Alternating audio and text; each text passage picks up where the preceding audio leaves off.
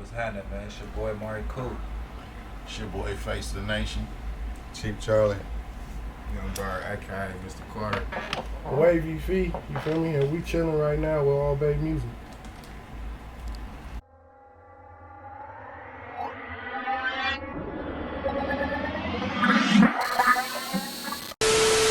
Okay.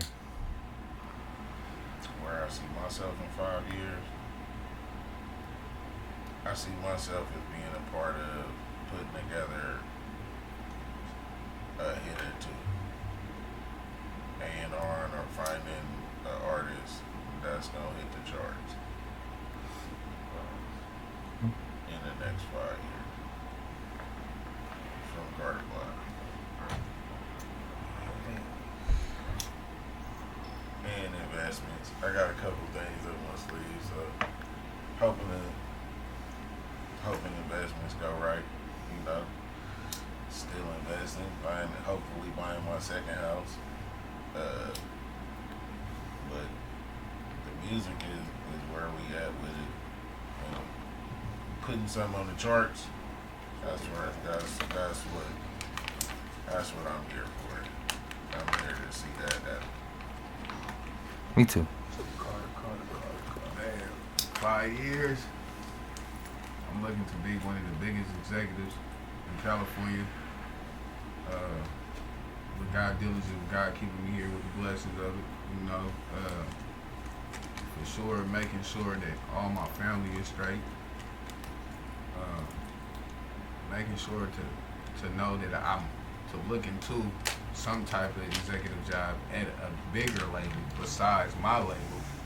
Like, that's my thing, to make sure that to be working at some type of Def Jam, Interscope, Atlantic Records, something that I'm challenging myself within the next 5 years to really do and accomplish.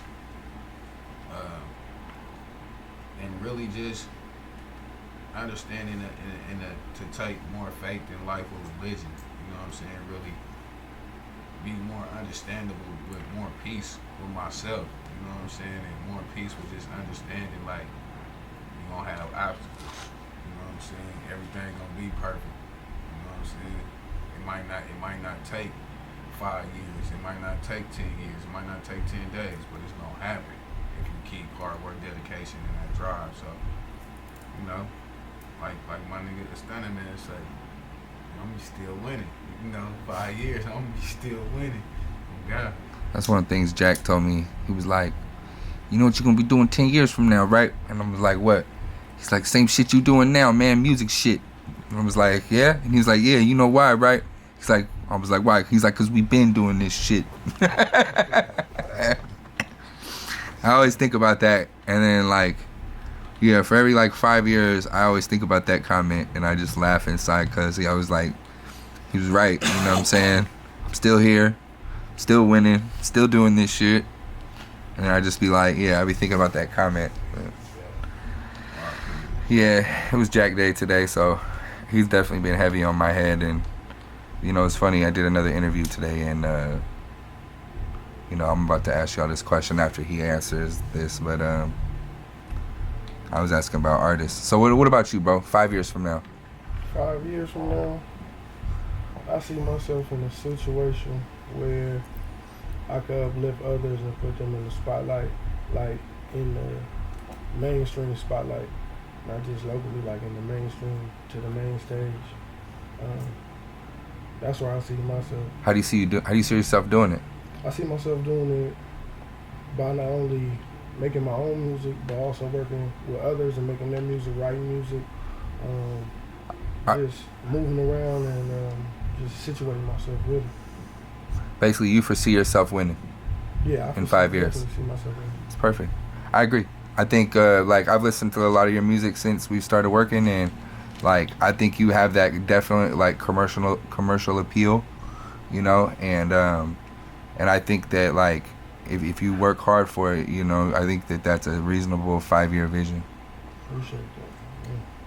So I had this. So going into the question I've been asking the last few interviews, and I kind of like it because it kind of sheds light on the type of music you like, but also who you would like to collab with. So if you had to pick 2 artists, one alive, one who's no longer with us, who would it be to do a collab with? Ooh, man, that's hard. You said 2 artists? Yeah, you can literally get one alive and one who's no longer with us. I ain't gonna lie. I'm gonna have to go with Dre. I'm gonna have to go with my Dre on that. And then alive.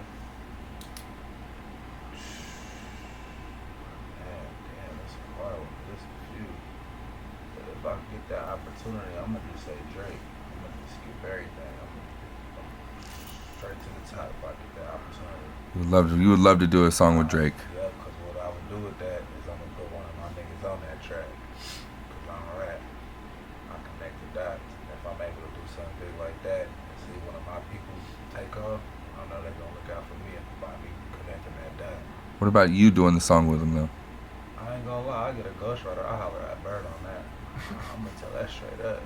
I'm gonna do that. So you'll do the song with Drake, but you're not even gonna write on it. You're just gonna like make sure that whatever you do with it, it works out Yeah, by way of a good writer. right, doing something like that, you don't want to blow no. Hey, I absolutely agree. Like, to be honest with you, I think a lot of Bay Area artists are stunning their own growth by feeling like that they need to be the sole writer for their projects.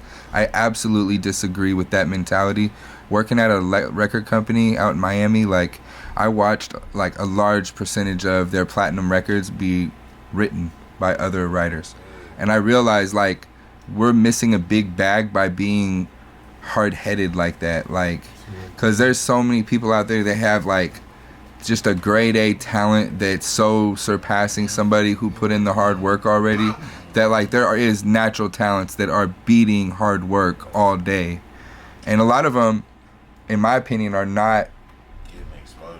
well, not just that, they don't need the exposure because they're not really likable. They're not like, because like to be an artist, like you got to be the whole package. Like, and it don't necessarily mean you need to be the one songwriting. It would be nice, but like at the end of the day, there's a lot of great songwriters who are not going to keep up with the industry expectations of being an artist. But that doesn't mean that their music or their writing shouldn't be utilized.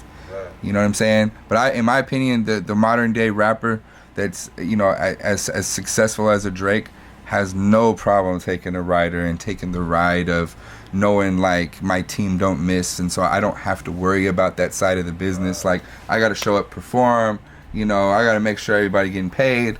Like I think it's a better deal. You said one alive, one dead. Yeah, but I don't care if you're A&R in the record, you know, you could put a couple people together, like however you want to do it, but you got 2 records here.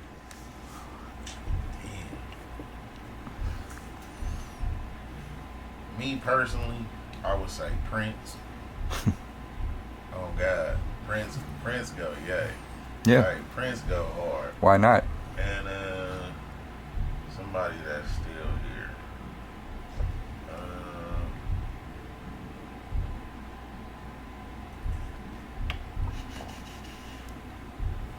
Damn. Who would I say?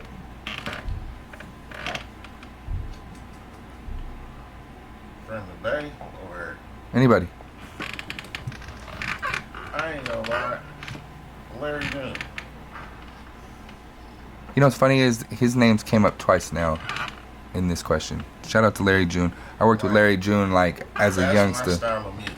That's dope. Like, I done heard, like, I'm not a huge, like, I haven't like heard a whole bunch of his music, but real talk, Larry June, because the shit that I've heard from Blood is my type of music. Gotcha. This is a good question. I ain't gonna lie because I actually have like 2 dead people, Only get one. but I only get 1. Yeah. So That's why. Cause like, you know what? Like even when I was talking about Jack, Jack was selected by both artists earlier today, and you could tell one of them knew him and would have just loved to have another session with him type shit. You know what I'm saying? And then me, I didn't think of it in that regard when I had answered the question for the first time I had asked it. Because if you had initially asked me, like, who's your one artist you would pick, I picked Bob Marley. Because I just thought, like, how exciting would it be to, like, A&R a record with Bob Marley? Like, that'd be nuts, right? Like, So there's like you know, sky's the limit. Like you can pick anybody. You can pick. So, if I had to go dead, anybody. These two people remind me of the same. Some people might not like it. Some people might like it. Some people might. I would love to see Tupac and Mozzie on the record. They have a record though. Like the real Tupac. Yeah, not a real record, but they I'm saying, like, yeah. The real Tupac, like in the studio with Tupac and Mozzie. Because to me, the way that Mozzie orchestrate records, it reminds me of like a present day Tupac. Even though it's gangster manneral Yeah. with like gangbanger-ism, Yeah. but his feeling that how he makes a person feel, it reminds me of Tupac Thug Life. Yeah. It just put me in a state of mind, and that's, I believe, why he have the core fan base that he has. Yeah. Because the reminiscent of kind of the comparison of how he makes a person feel. You feel me? Yeah. I feel like one thing's for sure, in relation to him, nobody's captivated such a core and get cult fan base as him since Tupac, except E40. Right. You know. I love his charisma, like the way that he orchestrate words and he put that shit together. It just be like, what the fuck? Like, how the fuck did you think with that to be what you dealt with this? Like, Nigga can rap. he dope. You know what I'm saying? Salute to Mozzie, man. I'll admit, I think in a lot of ways, his success has almost made that lane a less desirable lane to be in because of how much of that lane he fills for the entire coast. It's like, because for me, once I'm done listening to a Mozzie, like I almost feel like I've heard enough gangster music for the day, and I'm going to like R&B and hip hop after that, like almost fed the urge type shit. Like, so I'm even thinking even with him and how much success he's had has been like, you know, even more so now we need less rap records and hip hop and R&B records because there's a lot of great gangster rap out right now, and those guys filling that lane. Like we finally seen I think he had just talked about he was doing 50,000 for a show. I mean, we have not seen anybody from the Northern California part of this coast in that kind of lane making that kind of money ever. Man, It's never happened. that's what I'm saying. Like this shit with him is just like this You don't think Too Short? 50,000? I don't know. I'm not gonna. What I'm not gonna do is, accidentally insult a 40 or a short because I'm sure that like when they've had a #1 single, they probably have. You know what I mean? But like we haven't seen anybody like they've held it down. Like Other than this, like how many generational changes of music have happened while they have stood on top in the Bay, and when have they ever had a Mozzie kind of get into that kind of space? Like it really hasn't happened. Like Mozzie was like to me the first one that's done it. Like just entered that space.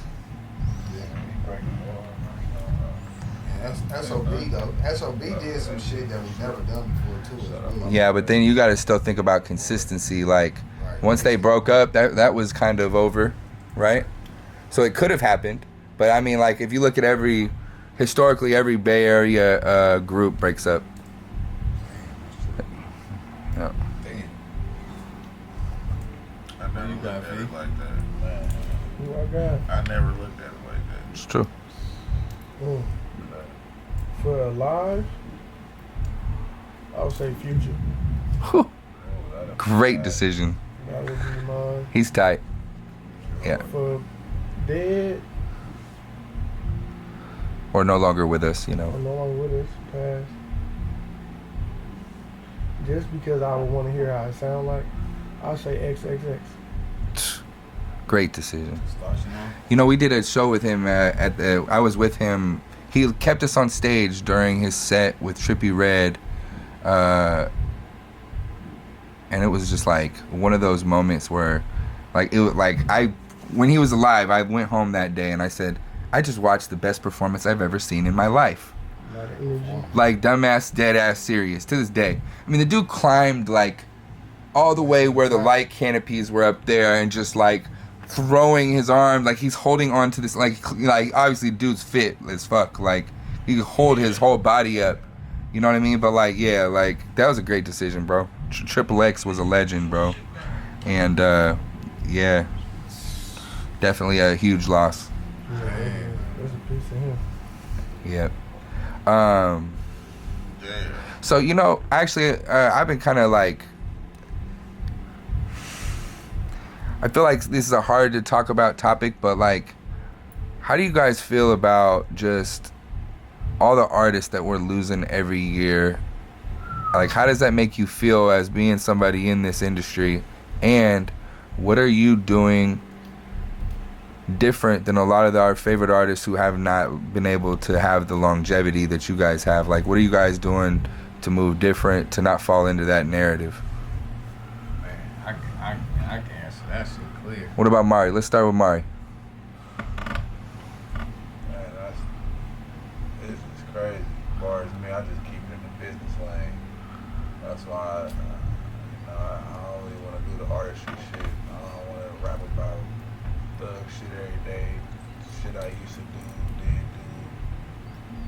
I'd rather just be able to try to teach people a different narrative. Try to give a little game of the A&R project. You feel me? It's a sad situation. I just try to move different. I try to watch how I move. You know what I'm saying? There's a lot of shit going on. I lost a lot of friends to this shit. So I just try to really watch how I move. That's how I see it.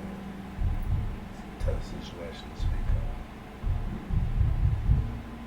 on. I'm not in the streets. I gave that shit up a long time ago. You know what though? I mean, even like, I don't feel like at this stage of the game we could even talk about the streets as being the full ante, because let's face it, you go look at the news, right? And like, I mean, let's face it, if you walk outside of your house in 2022 and you ain't aware of your surroundings, it don't matter where you're at or if you're from the streets or not at this point. Like, so like, I do feel like that's part of the talk even is like. But as far as rappers, I mean, Yeah. Yeah. we come. I mean, I'm a little older, so I come from the beginning of the speaking of the death in your songs and it Not- happened. You know what I'm saying? not like, doing it. If you grew up on Tupac and Biggie, like you heard that shit. You feel me? Firsthand. So you know if you project it, eventually it's gonna happen. Yeah. You feel what I'm saying? So, I mean, it's kind of like, I mean, I moved Positive. in the game. You know what I mean? Yeah. So You know to keep a positive I'm tip on swivel. everything. I'm Yeah. always swivel, even in grocery. You know what I'm saying? Yeah. Like, but it's I don't do nothing. I'm aware of just my Yeah. surroundings. Like Yeah. I keep it on the swivel. So, and then when I move, I'm A to B. It ain't no, you know what I'm saying? It's get what I'm doing and. I mean, I kind of like when I'm coaching artists, like I always talk about, cause like I don't go to all the shows, but I'll go to some. But when I do, like, I try to make the artist treat it more like a business and kind of more like realizing like, yo, like as you rise the ranks, you're gonna have more popularity. You're not gonna want to be chilling after your performance. You kind of want to show up right before your performance. You want to get your performance done. You want to take whatever select pictures and autographs, and then really you want to get out of there before everybody does. You know what I'm saying? But yeah, I think that like a lot of those protocols that we knew, you know, like I'm an 80s baby, like a lot of us were trained for that. But I do feel like this new generation has been missing a lot of that training. Is like they don't really realize like, yo, like you're out here recognizable, people know who you are. There's a bunch of funny business going on, even sometimes behind the scenes that we don't know about, let alone the stuff we do. You know what I mean? People get caught in the crossfire so much. That's what I be thinking about is just like a lot of the events we go to, like it's definitely, you're right, keeping your head on a swivel. Yes, I mean, aware of your surroundings at all times. Like, if you not on that type of time, especially now, like, and you don't even, like you said, you don't even really gotta be in the game. Just like shit just happening, random shit is just happening. So you gotta keep your head on the swivel.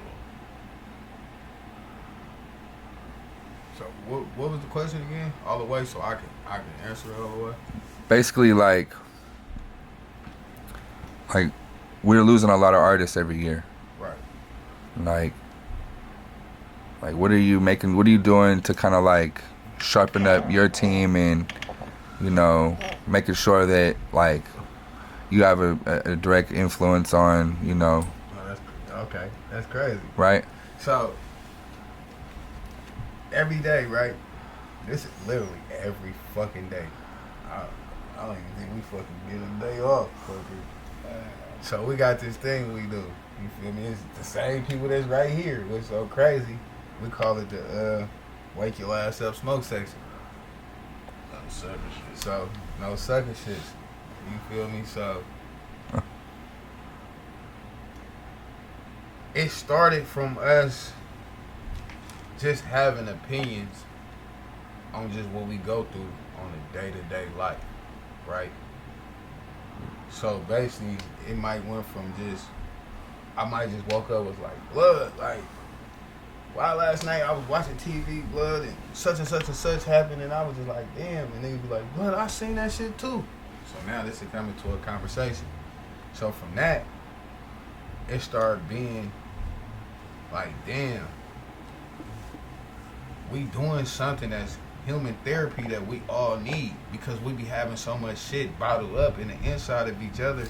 As men having so much testosterone that motherfuckers forgot how to talk and how to engage with each other, just have communication. You feel me? So from doing that shit, it started being an everyday thing. From when it just went from music shit to real life shit to hollering at little youngsters that's involved with these gangs in the streets, to motherfuckers that got jobs, to motherfuckers that's like pushing something in the community, to just everybody that just want to have a voice into just talking. And I've been doing that shit now, I can say the whole pandemic. And it been reaching a lot of people. We was just talking about this shit the other day, like how many people that it's reaching, but not knowing that it's reaching. It's a trip, because now when we come outside, motherfuckers be like, hey, blood, I know you from the live, blood. Like, right. Y'all got that live going. You know what I'm saying? Like, y'all be going crazy, bro. Y'all be speaking the real, bro. Y'all be bringing a light to the community, what the community needs, bro. Because at the end of the day, bro, y'all showing people it's a bigger life than just doing music, bro.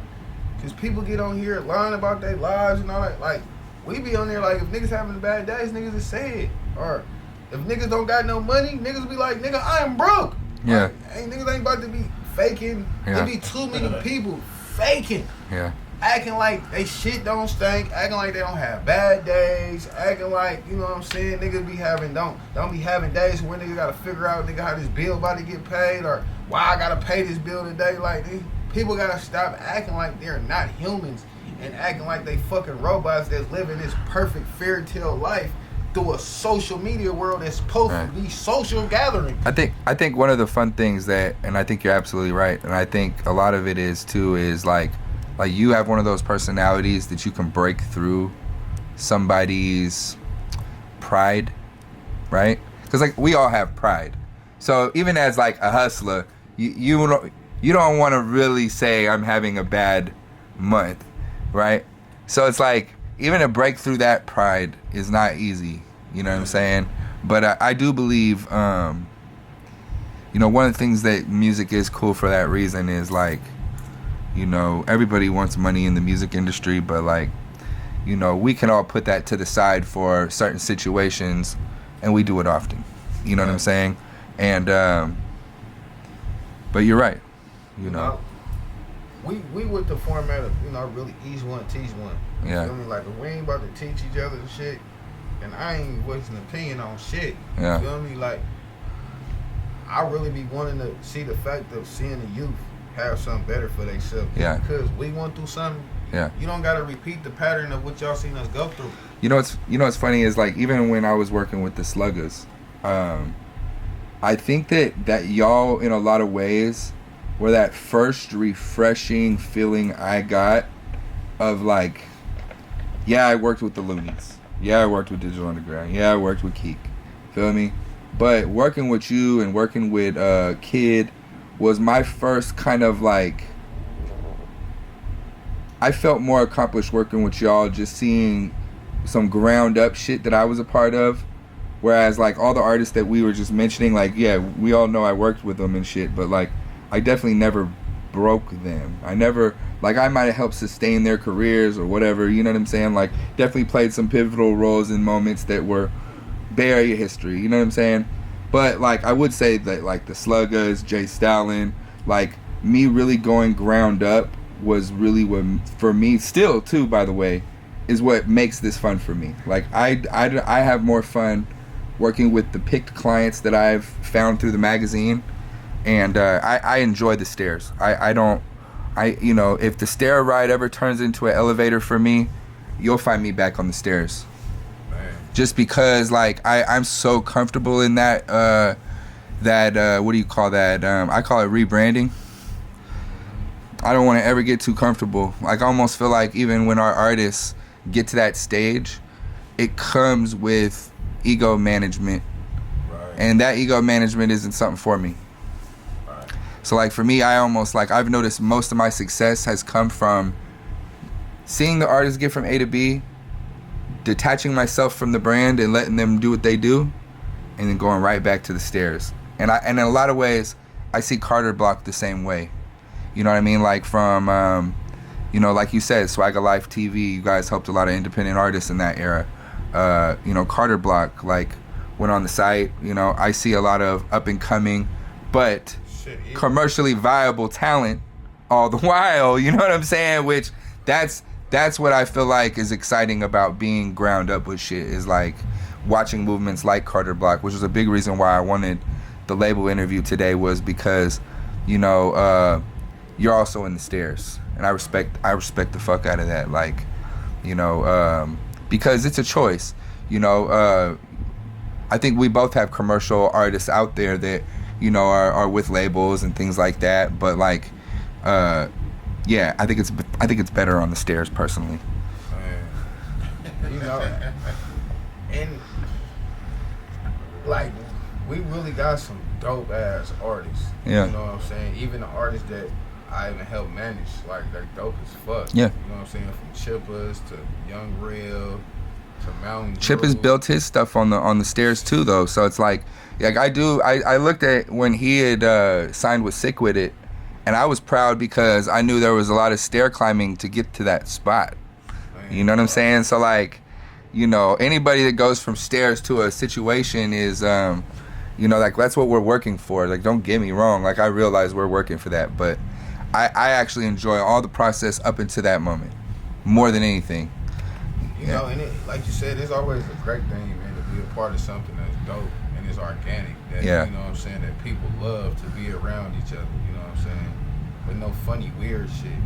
Cause that'd be the thing with a lot of communication and energy. There'd be a lot of weird shit and the energy be off. You know? I always seem to lose my artists over the girlfriend, the best friend, you know, it's always an artist wanting somebody that is not in the business to try to manage their career. The next thing you know, they're trying to talk to industry people, and you just think like you're so far behind that I don't even know how to say what I need to say to you without sounding like a hater, right? Because they don't understand. One thing that they don't understand, that 90% of this shit is industry talk. So it's an industry talk of lingo that they have a conversation with you at the time to get you in and out of their face. Yeah. After that, I'm not going to see you again. They already know this. So, and then by the next time I see you, it's like a reintroduction again to be like, oh yeah, I don't remember. It's one of them. You know what I'm saying? So it's like, that's how a lot of them and a lot of situations are controlled by the narrative that they control it. You feel me? Because they always make it a separation for a gap to where you can't have a direct communication with a person. Because communication with a person on a direct level Well, makes longer longevity, friendship, networks, all types of that shit. It's extremely hard for that reason, I feel like, to sustain a career in the Bay Area solely. Not saying it can't happen, and there's some artists out there that have been able to accomplish it, but I do feel like that building it brick by brick, that's where that comes in, because it's like